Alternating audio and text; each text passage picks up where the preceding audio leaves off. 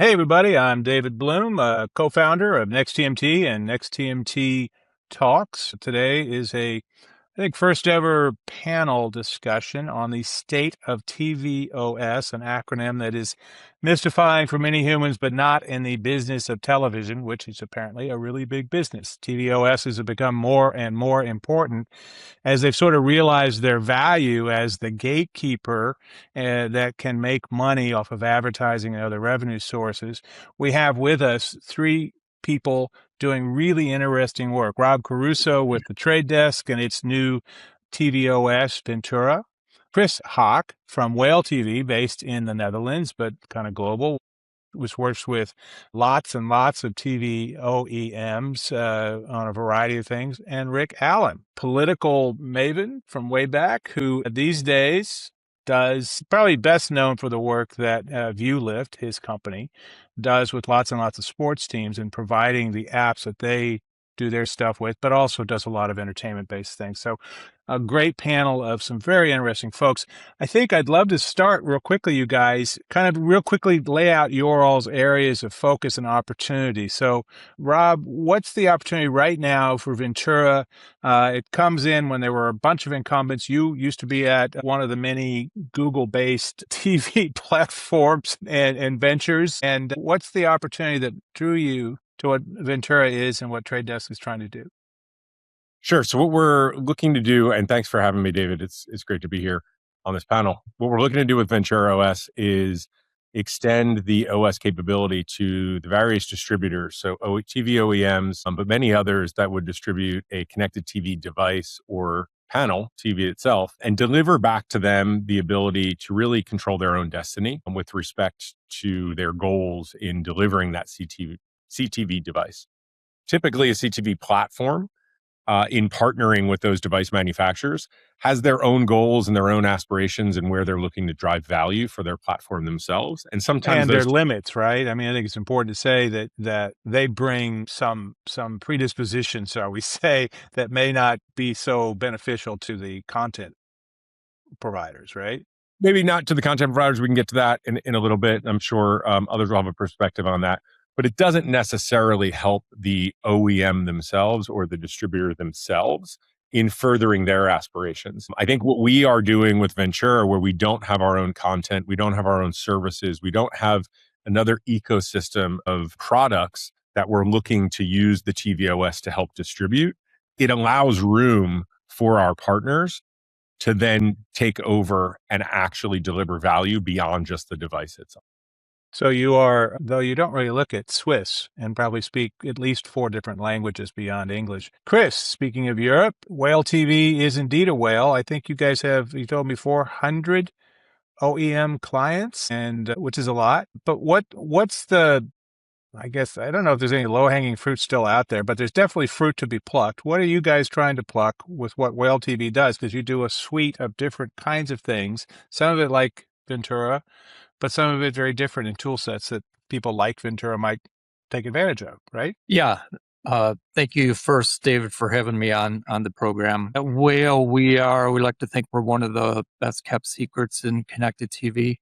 We're a global company headquartered in Singapore, but offices around the world. And what we do is we focus on creating a turnkey smart TV operating system and services for device manufacturers and TV brands that don't have their own OS, they don't have their own content and free TV, and don't have their own ad platform. So there are hundreds of brands around the world that need a connected TV and operating system. And we are an independent that can provide that operating system to these device manufacturers and TV brands. And we're not going to compete with them in retail by selling a TV ourselves. We are a fantastic solution. And as a result, we've been doing this for about 15 years. And we have relationships with about 400 different independent TV brands. And we've deployed about over 100 million connected TV operating systems around the world. We have over 45 million of those monthly active today in about 195 countries around the world. Okay. Probably doesn't hurt to have headquarters in Singapore closely adjacent anyway to all the manufacturers in China, Hong Kong, South Korea, et cetera, et cetera. There's probably a lot of stuff running around over there that never makes it out of Asia, but is got an audience. India, same thing. Rick, talk a little bit, if you would, as a creator of apps that have to sit on these things, about where your opportunities are now. You guys did a lot of work with the regional sports networks, which have now, in many cases, blown up. Their economic model with the decline of cable has been very difficult. But there's still plenty of work out there, I know, for you guys. What's the opportunity now for a company such as ViewLift? Sure. Thanks, David. We're a technology platform and we work business to business. So we're powering our clients direct to consumer services. We do have 5 successful RSNs as our client and 15 major U.S. pro sports teams. The channels of Versant, for example, Live Golf and others. And what we're trying to help them do is go direct to consumer by getting on every device possible. Televisions are particularly important for us because most of our clients' content is video in nature. And so that lean back experience that a television set offers, particularly in terms of live games, live movies, etc., that's of absolute essence of their operation. So we're trying to help deploy our clients on all TV platforms, including new TV platforms and the new operating systems that are represented in the discussion today. We're trying to make sure that there's a seamless user experience that goes across all of these devices. It's very difficult because each device has got its own operating system, its own rules. They do change rather rapidly, as we've seen in the device world previously. And we have to reflect our clients' brands across the panoply of devices. So we're enthusiastic to see new folks step into the market and open up new opportunities to reach viewers. My co-founder, Daniel Frankel, waxed poetic recently in one of our weekly newsletters at Next TMT about finally getting rid of the PlayStation 3 that he had. I note that Netflix and I think YouTube recently have stopped building for that platform. How do you guys, Rick in particular, choose the platforms? You want to be in as many places as possible because distribution is everything, but you're not that big. You don't have an endless supply of engineers laying around just saying, oh, let me go make a PS2 interface or whatever. How do you choose, and how long do these platforms typically, what's their lifespan? Well, it's a great question. And what we tend to do is take the major audiences for our clients within their respective markets, make sure that we're covering at least the ones that are reaching 80 to 90% of the market in the aggregate, and then let our clients experiment as they wish to do so with additional devices. It's pretty easy in the US to figure out who the big mobile operators are. We know it's Apple and Android. And similarly, in the services like Roku, Apple TV, Fire TV, etc., you know who has the market share. And on connected TVs, we start out with the biggest brands with the greatest penetration in the US. But then again, we work with the clients to spot new opportunities that may be particularly important to them in markets that have real meaning for them, that may not be part of the usual ecosystem for our US clients. Are there any particular examples that leap to mind of that? I'm curious because obviously the U.S. market is big and diverse. I think there's like 20 platforms or something like that, but it is still not anything like some of the crazy stuff I'm sure Chris sees always, and that Ventura and Trade Desk hope to be seeing as they dip into a more international set of opportunities. I'm just curious, like, do you have a client that's like, well, these guys want to reach baseball fans in Mexico, and this platform's big over there, that kind of thing. Are there stuff like that? That does happen all the time. We had circumstances in India 5 years ago We had a large entertainment client in that marketplace, and there were particular manufacturers of television that were important to the Indian marketplace. So we will do what the client requires. And operating systems are obviously looking to get developers to bring content to those platforms through their OS. We're delighted to work with them. And the more that they make it easier to quickly understand what's required to get up on that given set, we'll do that and add that to our platform.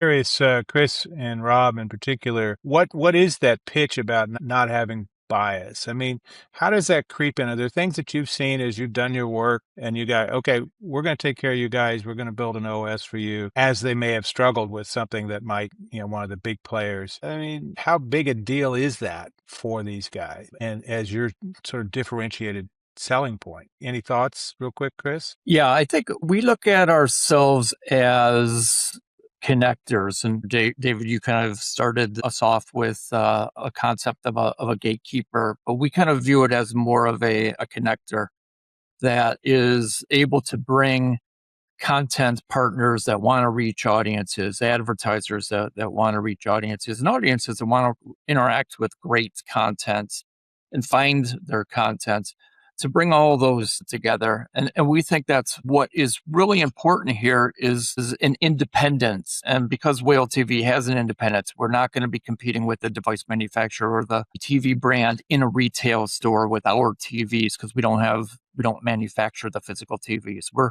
just the guts, the brains behind it, and operating the platform for the TV. So we think that independence can eliminate, David, to your point, a lot of the bias, and we can do things like we've announced our revenue sharing program, Whale TV revenue share program, where we can cut the TV manufacturers and the device manufacturers back into revenue streams from operating the TV, smart TV operating system on behalf of clients. That's really important, I'm going to guess, because I also am going to guess that most of your OEMs have margins about as thin as a Gillette razor on their hardware sales, because it is a brutal business. And what you and I think probably Ventura can provide is pretty much ready to go systems that they don't have to develop for. But now you're saying, we'll give you a piece of the honey on the back end to kind of ease some of your pain, which makes sense because they're providing the platform, as it were. Now, Rob, for you guys, Trade Desk is the biggest independent ad platform, right? And that's where Ventura comes out of, is your all sensibility as an ad platform. Now, how does that work in terms of, that set of, just like I get the pitch where we don't have programming we're selling, we don't have hardware we're selling. We do have ads, and those ads make money. You guys make billions of dollars a year in advertising, right? So what's the opportunity there for the hardware maker to use Ventura in terms of revenue, opportunity, back-end revenue for them? Yep. The value proposition is actually quite similar with respect to the objectivity and the fairness that we position from the DSP side of the business and how we match that up on the Ventura on the TVOS side. So as you alluded to, we're the largest independent DSP. What we don't do is sell or have our own inventory, aggregate our own inventory, and put that and connect that to demand. We solely connect demand to other inventory and supply that shows up in our DSP. On the TVOS side, different than many of the TVOSs in market today, we are not looking for partners and customers of Rick, for instance, to give us a share of their advertising inventory so that we at the platform level can package it back up and bring it to market with, maybe some different context and some differentiated data points. But that's the way the TVOS market works today. You as a distributor of content distribute on the TVOS. You might sell ads against your own content, but you're also giving some of that supply and some of that inventory to the platform. And the platform is an aggregating supply from multiple providers and then trying to also sell against that at market. There's an inherent conflict of interest there where you then also maybe have your own video service that has its own supply. And now you become an ad seller against your own inventory and the inventory of your partners. That is different than the Trade Desk is different. Ventura is different in that sense that We are not looking to bring any of that supply to market. We exist. You guys have your own. Is that fair to say? We got your own. We don't need yours. Is that kind of the No, we don't have our own. We are only interested in helping partners that participate in Ventura to give them more engagement, more view time, and help them clean up their supply, ultimately bring it to the DSP and then match it to demand. The conflict of interest would be if we also had our own Ventura channels and our own content service, and we were also trying to match advertising dollars to that. At some point, the advertising dollars can only match to one point. And if you have your own supply and you have your partner supply, that's where the conflict of interest. Right. Where's the who gets the upside out of that one? So it gets very complicated. I'm curious, areas of focus for each of you all in terms of parts of the world. Chris, you're based out of Singapore. You all are worldwide. What markets are hot for you these days? What opportunities are you all seeing? Yeah, we're really focused on where our footprint and our current TVs are deployed, which is heavy in LATAM, Europe, and in Asia. We're seeing Europe being a traditional strong market on TV, shifting to streaming and continuing to make that shift like the US has. So that's an area of interest to us, both Western and Central Europe. LATAM also we have a very large footprint down there, especially around Brazil, Argentina, Colombia. So those are markets that are of interest to us. We have a team down there in markets to work with content partners, to work with advertisers and agencies to really make that market work. So that's of interest to us. And then we're looking at other worldwide, again, with TVs around the globe, we have opportunities around South, in addition to South America and LATAM that we talked about, things like Australia, South Africa, and India, and parts of Asia.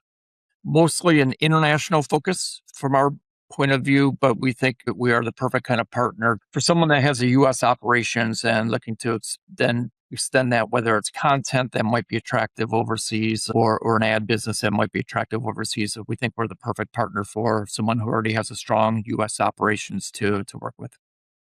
So, Rick, I think of ViewLift as being more U.S. focused, but obviously sports is everywhere. It's these franchises like the NBA are trying to get, they've got Africa operation, a China operation. They're trying to get into Europe. They just did their NBA All-Star game with the international side against two U.S. sides, and I think their last 7 MVPs were all foreign-born. So clearly there's talent and interest and engagement there. And that's just one league. We won't even talk about the vast Major League Baseball connections into Latin America.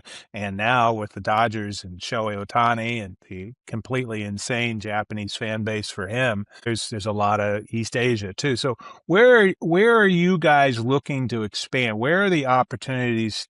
And is it in languages? Is it in sports? Is it in kinds of entertainment? What's your opportunity right now?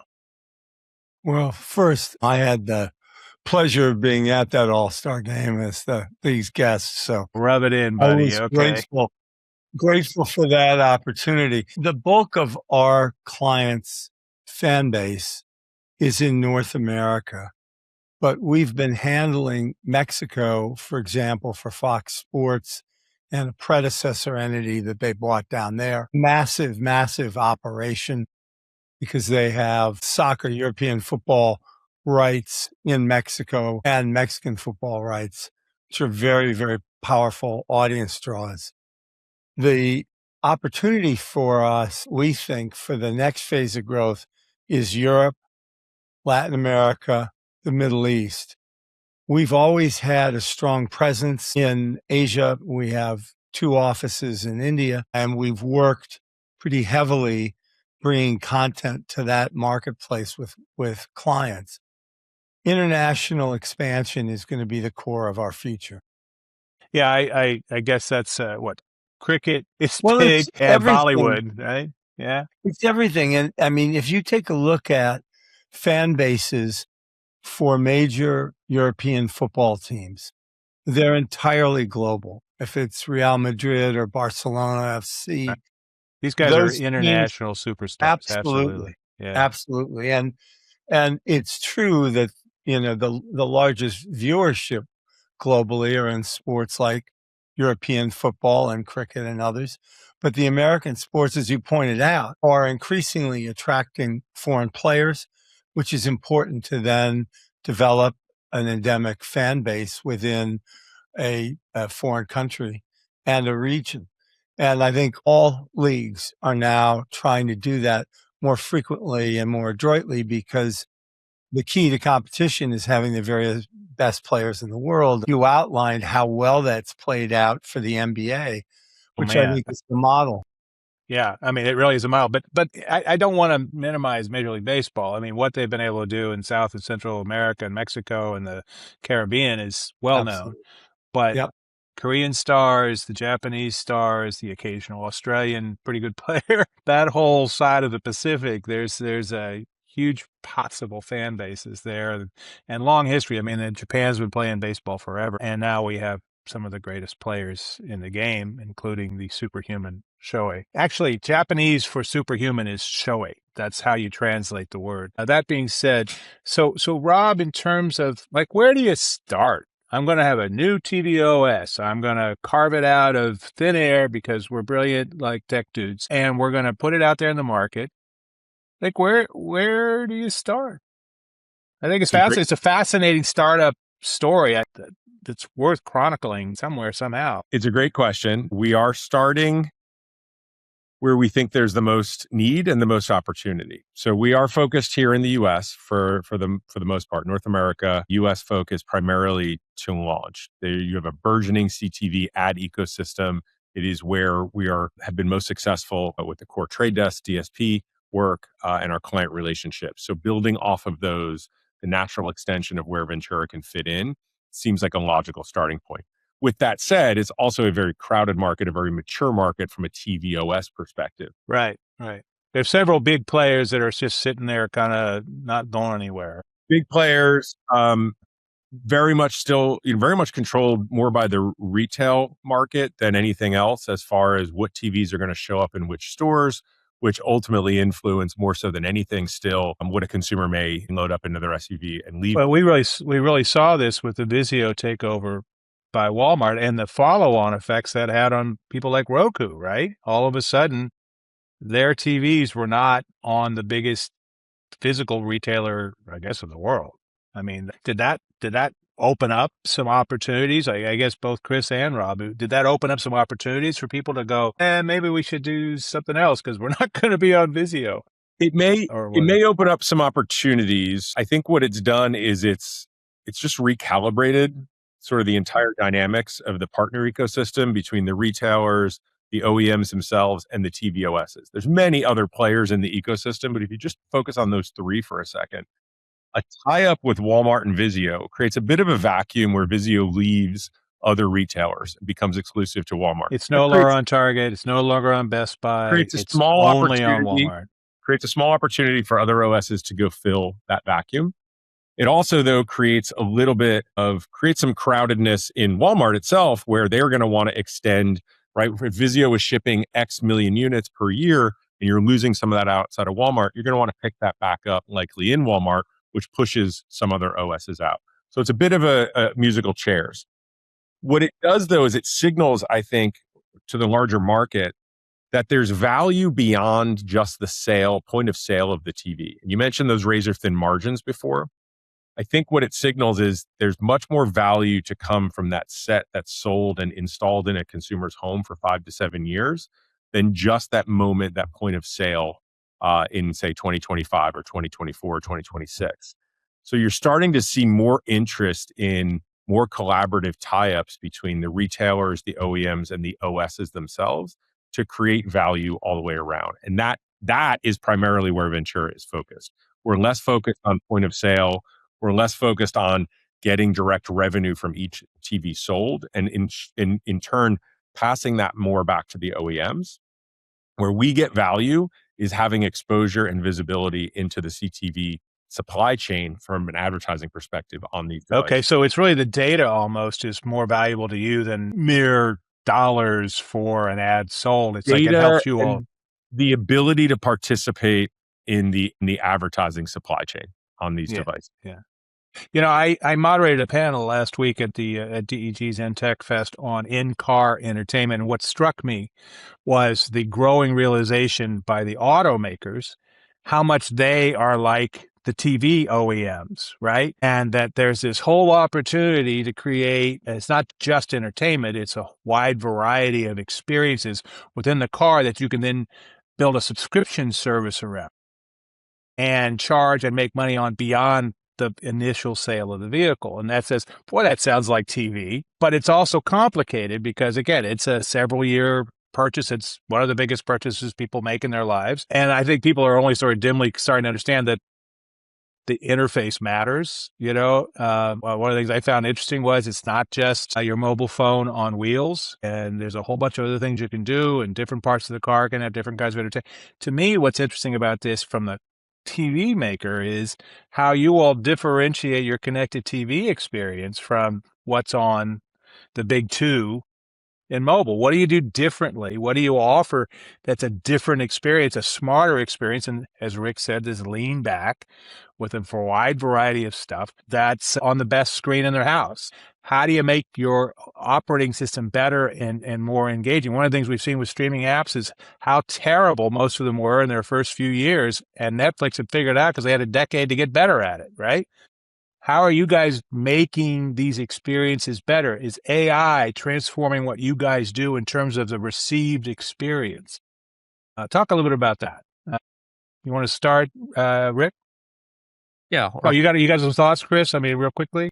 Yeah, just quicker, just to tie into kind of the conversation we had earlier around kind of sports leagues and bleeding into international. It's great. One great opportunity in this new streaming world with connected TV operating systems is leveraging the real estate on the screen, right? So unlike traditional TV where you just turn on, you get this blank EPG, hundreds of channels. Here we have a great branding opportunity. You can see in my background here, we call that the masthead on Whale TV.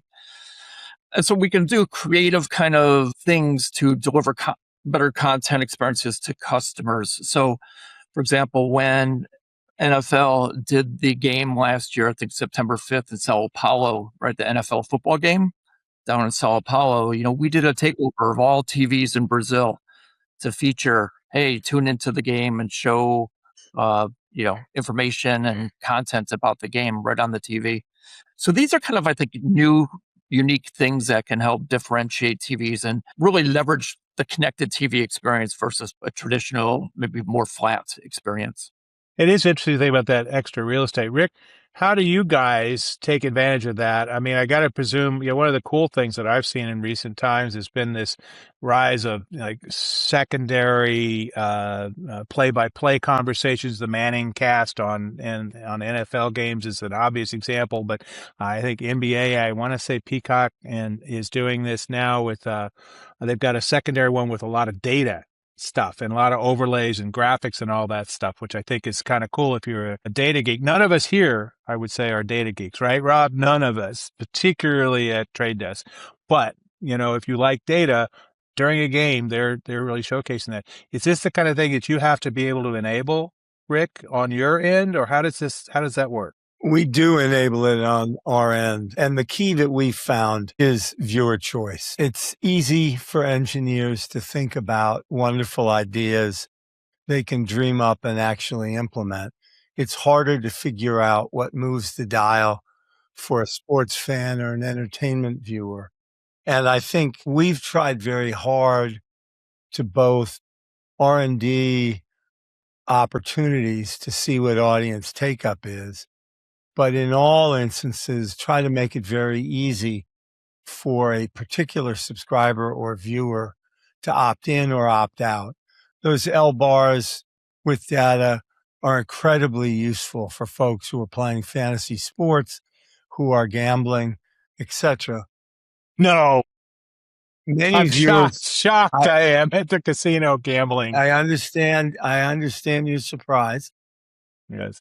But for many other viewers, they want the whole screen occupied by the live game. The notion of secondary audio, different play-by-play is really important. I mean, one of the reasons that regional aggregations of sports rights, whether it's an RSN or otherwise, are still so powerful is that there's a real loyalty built up in market by sports fans to their own broadcasters, to the play-by-play and color folks they've grown up listening to. One of the difficulties when a game gets nationalized and bumped up to that level of distribution is that you don't have the hometown crew on the call. And so there are instances where it's important to offer that kind of optionality. But I mean, they greater and connect greater, back to the individual players and all that stuff and that's the right. history of their time with the team. And it's just not the same as having the national guy fly in for 36 hours and then fly back No, it out. really isn't. And it doesn't feel authentic to that local fan base. But greater and greater viewer choice is the clear direction here. The NBA made a great investment in additional cameras within facilities so that you can capture almost any imaginable view. And those offerings will continue to expand, certainly in sports and in live entertainment of various types. And I think even in some of the areas we may not think of as being as prone to personalization and individual choice, news, financial information, etc. With a Talk about moment, gambling right now. Boy, that well, the market. gambling is part of it, but even Right. for No, I'm just saying that the state of the market and its volatility these last few yes, days has made well, it like gambling a little bit. indeed, and there will be more and more tools offered by the CNBCs and MS Nows of the world to help their viewers navigate through an overcrowded environment to find what they are really looking for, whether it's a financial utility at the moment to help them navigate a market that dropped 1,000 points in the first hour and is now trading up For example. as an example. All of those things bedevil us as individual consumers. And if you think of the content companies as being a repository of enormous talent, particular information and experience within a discipline, then how do you translate that across in real time in the optimum way for each consumer, each investor, each sports fan, whatever the category happens to be? And the technology is allowing greater and greater individualization. So it's no longer a one-to-many push, but it gets a little bit closer to one-to-one, which obviously is what the digital experience is geared to. Yeah. So, Rob, I'm going to let you have the last word on this. Some of what Rick and Chris are talking about also feels like a really great opportunity to work advertising into the margins of these big screens and do interesting things with that are actually ever more relevant. We certainly have seen lots of conversation. God almighty, at Intech, again, they were talking about Jennifer Aniston's sweater. This is the most famous sweater that no one has ever bought, ever, right? Ever. Except maybe in China, where they have gazillion billion dollars worth of e-commerce online always tied into like influencers and stuff. There's a lot we can do. I think one of the things the discussion we often focus on is, should we do it? So building off of what I think Rick was touching on too, there's so much innovation. The beauty with AI right now is we can get through that innovation so much more quickly, so much more cost efficiently. It doesn't mean that you have to deploy all those features. It doesn't mean you have to deploy all those innovations. So we still need to rely on strong intuition, whether it's with an engagement feature around sports, whether it's with a new advertising format. But I still think good judgment, good research, good feedback from your users still ultimately rules the day. We can just do a lot more in a lot less time for a lot less money. So things are possible. They may not pencil out, like Rick was saying. You got to figure out what people want, but there's things that are possible. And when you figure out, so I've done research for years on AI relative to TV features. It's a space I focused on. And when you put new concepts in front of folks and you label them with AI, it doesn't play well with your average TV consumer. We all talk about AI all day, every day. People in tech talk about it. People in all facets of business are talking about it. But the consumer in their home that just spent a few $100s on a 55-inch, 65-inch, or larger screen. They want to be entertained. The constant meme is that they have to spend too much time hunting and pecking for what they want. The constant meme with sports is they can't figure out where their game is because the game of the week got moved to this service or that service. So helping them with those, listening to the user and helping them with those challenges and moving the technology to the background is, in my belief, the winning recipe for how you apply AI or any technology, right? The consumer doesn't care whether you're using machine learning or otherwise to drive the algorithm. They care that you nailed it so that when they turn on the TV, they can find exactly what they want. That's a fine place for us to wrap this up. Thank you, guys. I'm David Bloom with Next TMT and Next TMT Talks, here with Rob Caruso of Ventura, the TVOS of the Trade Desk. Don't forget that article. It's just like the Ohio State University, the Trade Desk. Chris Hook with Whale TV, Singapore-based and everywhere. And Rick Allen of ViewLift. Thank you guys so much for a really smart conversation.